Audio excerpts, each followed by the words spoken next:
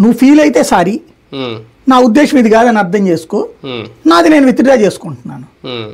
భోజనం కడుపులో తిన్న తర్వాత విత్డ్రా చేసుకుంటాం అంటే ఏంటి? టాయిలెట్ కంపు కొడుతుంది, మాట బయటకు వచ్చాక ఏంటది విత్డ్రా చేసుకోవడానికి.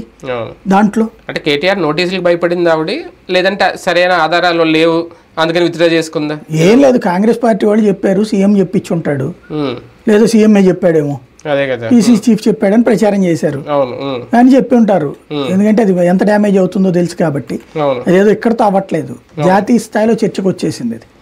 ఎందుకని ఇళ్లలో ఇప్పుడు అక్కినేని నాగార్జున కానీ లేకపోతే చిరంజీవి వీళ్ళందరూ జాతీయ స్థాయి నట్లు కాదు, ఇప్పుడు జూనియర్ వీళ్ళందరూ మాట్లాడడంతో చాలా వేరేగా వెళ్ళింది అనమాట.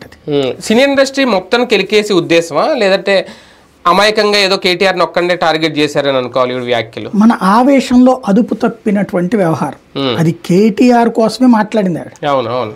కానీ కేటీఆర్ని విలన్ని చేయబోయి తను విలన్ అయింది. అదే కదా. అవును. దాన్ని ఏమంటారు, ఉక్రోషంతో వచ్చే వాదన.